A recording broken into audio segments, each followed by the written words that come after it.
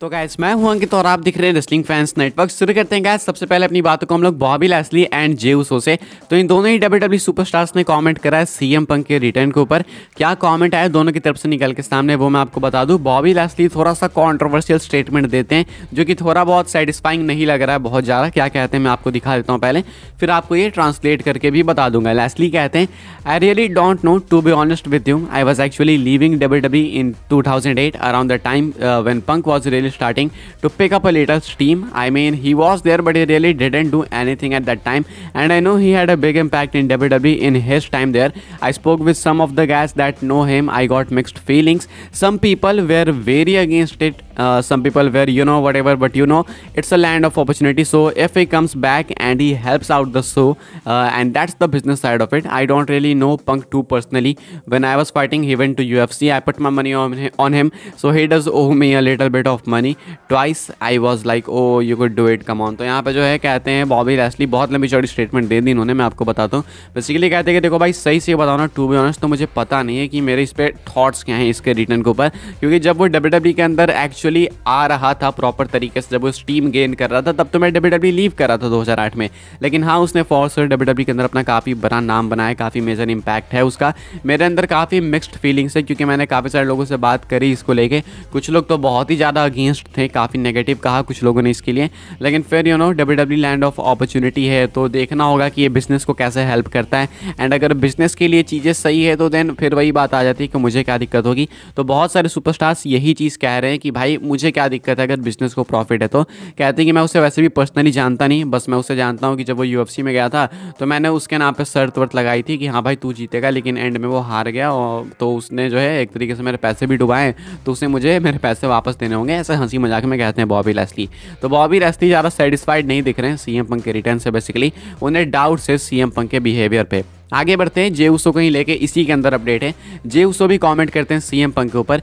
जे उसो क्या कहते हैं, जे उसो ने बहुत ही अच्छा कमेंट करा है। वो आते हैं बम्प वाले शो के ऊपर एंड वो सीएम पंक के बारे में बात करते हुए कहते हैं कि देखो भाई सही बता रहा हूँ, मुझे तो बहुत खुशी कि बंदा आ गया वापस। एंड ऐसा नहीं है कि डब्ल्यूडब्ल्यू ने साइन करके उसको कोई गलती करी है। ये बंदा ट्राइबल चीफ के स्टेटस का है। Tribal chief status Roman Reigns से भी कंपेरिजन आप कह सकते हो कुछ ऐसा, या फिर सिंपल कह सकते हो कि ट्राइबल चीफ स्टेटस मतलब एक मार्क लगा के रखा है जे उसो ने, तो उस लेवल पर कंपेयर करते हैं। यानी कि एक तरीके से रोमन को और सीएम पंक को एक स्केल पे नाप दिया जे उसने। एंड कहते हैं कि वो उस स्टेटस का है and I am really happy. वो चाहे तो पहला चैलेंजर मुझे भी बना सकता है। तो जे उसको काफ़ी वार्म वेलकम देते हुए कहते हैं करते हुए दिखते हैं सीएम पंक को। उनको वेलकम बैक भी कहते हैं। सीएम पंक ने सेम ये वीडियो क्लिप अपनी इंस्टाग्राम स्टोरी पर भी लगाई, उन्होंने शेयर भी करा, इसको रीशेयर करा। तो काफ़ी अच्छी चीज़ें हैं अभी करेंटली जे उसो और सीएम पंक के बीच में। अभी देख के पता चल रहा है बॉबी लैस्ली का थोड़ा डाउट वगैरह जरूर से। आगे बढ़ते हैं गाइस, बात करते हैं जे उसो के ही बारे में।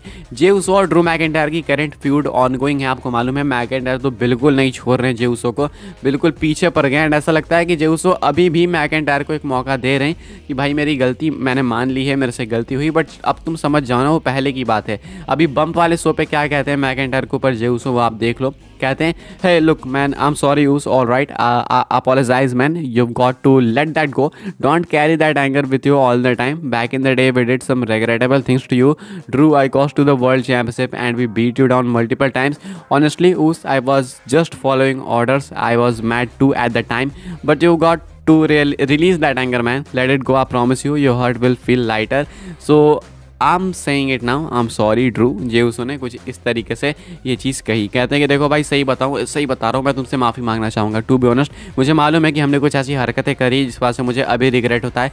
हमने कॉस्ट करी तुमको वर्ल्ड चैंपियनशिप, वो भी मल्टीपल टाइम्स। वो हमारा दोस्त है एंड मैं उसके लिए सॉरी बोलता हूँ तुमको। मेरी भी वैसे उतनी गलती नहीं है, मैं बस ऑर्डर्स फॉलो कर रहा था। किसके कर रहे थे आपको मालूम ही है। कहते हैं कि अब इसे जाने दो, छोड़ दो, पहले की बात है, मैं भी बदल गया हूँ। मैं प्रॉमिस करता हूँ तुमको कि अगर तुम इन चीज़ों को जाने दोगे तो तुम्हारे दिल को भी अच्छा लगेगा, तुम्हें भी सुकून मिलेगा। मैं अभी कह रहा हूँ इस चीज़ को, आई एम सॉरी। तो एक तरीके से फिर से अपॉलॉजी अपनी तरफ से तो लेते हैं भाई जे उसो, माफ़ी फिर से मांग रहे हैं। लेकिन मैकिंटायर नहीं छोड़ने वाले। मैकिंटायर को मिली है एक नई फ्यूड, उसकी वजह से वो चमक रहे हैं। तो मैकिंटायर अभी नहीं छोड़ेंगे जे उसो को। मैकिंटायर की भी बात तो सुन के प्रोमो से ये चीज़ बिल्कुल अच्छे से मालूम पड़ती है।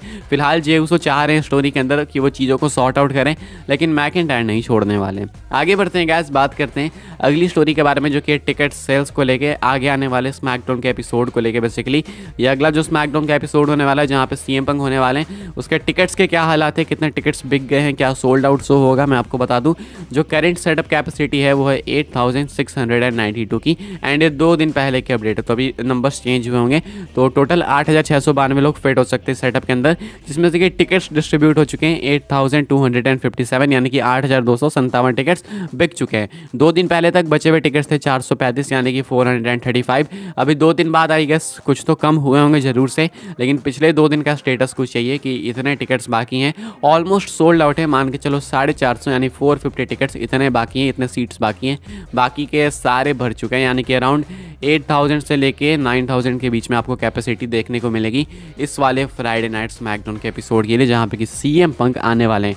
अच्छा, सीएम पंक आने वाले हैं तो सीएम पंक क्या करने वाले हैं, सीएम पंक का रोल क्या होने वाला है, तो अपडेट निकल के सामने आ रही है कि मेजर रोल हो सकता है सीएम पंक का फ्राइडे नाइट स्मैकडाउन पे। बेसिकली सबसे पहली चीज़ तो ये हो गई ना कि रैंडी ऑर्टन भी स्मैकडाउन में एक तरीके से साइन होने से पहले मंडे नाइट रॉ में आए थे, तो सीएम पंक भी रॉ में साइन होने से पहले स्मैकडाउन में आ रहे हैं, क्योंकि वो फ्री एजेंट वाली चीज़ एक बार कंप्लीट करनी है। लेकिन वो ऐसे ही नहीं आ रहे हैं एंड सिंपल प्रोमो भी नहीं कट करेंगे, उनका मेजर रोल होगा। बताया जा रहा है कि यहाँ पे सीएम पंक एक पॉसिबल ब्लड लाइन वाली फ्यूड को फोर शैडो करते हुए दिखेंगे। सेटअप तो नहीं करेंगे, सेटअप एक बहुत अलग चीज़ होती है, उसके लिए आपको प्रॉपर फिजिकल या फिर कुछ ढंग से आपको इन्वॉल्वमेंट दिखानी पड़ती है, लेकिन उतनी जल्दी डब्ल्यूडब्ल्यूई कुछ भी जो है नहीं करने वाली है, ट्रिगर अभी नहीं पुल करेगी। हो सकता है कि पॉल हेमन के साथ सेगमेंट हो जाए, बेसिकली कुछ चीज़ों को फोर शैडो कर सकते हैं वो, जिस वजह से आगे जाके ब्लड लाइन के साथ उनकी फ्यूड हो, रोमन रेंस के साथ उनकी फ्यूड हो, तो ये कुछ माना जा रहा है मेजर रोल हो सकता है सीएम पंक का फ्राइडे नाइट स्मैकडाउन में। आखिरी स्टोरी कवर कर लेते हैं गैस, जो कि ब्रॉक लेसनर की डॉटर को लेके, ब्रॉक लेसनर की बेटी को लेके कल से अपडेट आ रही इनको लेके निकल के सामने, लेकिन वो ज़्यादा सेंस बना ही नहीं रही थी देने लायक, तो मैं क्या देता आपको। बेसिकली इन्होंने कोई रिकॉर्ड वगैरह बनाया, या आप फोटो देख सकते हो कि ब्रॉक लेसनर की बेटी हैं एंड ये डब्ल्यूडब्ल्यूई के अंदर आ सकती हैं क्या, इनको लेके करंटली इंटरनेट के ऊपर डिस्कशन से। भाई मैं क्वेश्चन पूछना चाहता हूँ कि ना कहाँ पे है, मतलब इसमें आपको ना कहाँ से दिख रहा है, क्या ये क्वेश्चन उठता भी है कि डब्ल्यूडब्ल्यूई में आ सकती हैं। मेरे अकॉर्डिंग आगे आने वाले 1-2 साल के अंदर डब्ल्यूडब्ल्यूई इनको साइन कर लेगी एंड उसके बाद डब्ल्यूडब्ल्यूई के अंदर ये कंफर्म है।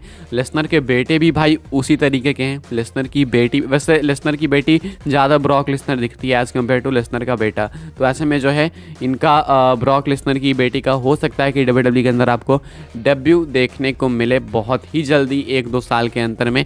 डब्ल्यूडब्ल्यूई ज़्यादा टाइम लेगी नहीं, इनकी फिजिक वगैरह देख सकते हो आप लोग, ज़्यादा डिफरेंस है नहीं भाई ब्रॉक लेसनर और इनमें, देख सकते हो आप लोग क्या डिफरेंस है, ऑलमोस्ट सिमिलर हैं। तो लोग काफ़ी अप्रिशिएट भी कर रहे हैं कि भाई लेसनर पता नहीं कहाँ क्या है, क्या बोलूँ मैं अभी, लेकिन हाँ जो भी है अभी के हिसाब से लोग चाहते हैं कि डब्ल्यूडब्ल्यूई के अंदर देखने को मिले पक्का से, एंड वो पक्का देखने को मिलेंगे। जस्ट इमेजिन कि लेसनर की बेटी और लेसनर का बेटा दोनों आगे जब डब्ल्यूडब्ल्यूई को डोमिनेट करे, क्या लगेगा भाई वो। फिलहाल इस वीडियो के लिए कुछ अपडेट्स आई, होप आपको वीडियो पसंद आई हो तो वीडियो को लाइक करें, शेयर करें, सब्सक्राइब करें चैनल को, ताकि आने वाले टाइम में आपको और भी ऐसी डब्ल्यूडब्ल्यूई की न्यूज़ रूमर अपडेट्स मिलते रहे। फॉलो कर सकते हैं आप लोग मुझे इंस्टाग्राम एंड ट्विटर पे, लिंक आपको मिल जाएगा डिस्क्रिप्शन में। ज्वाइन कर सकते हैं व्हाट्सएप चैनल को, उसके भी लिंक है डिस्क्रिप्शन में। मिलता है नेक्स्ट ऑफर काफ़ी इंटरेस्टिंग वीडियो में।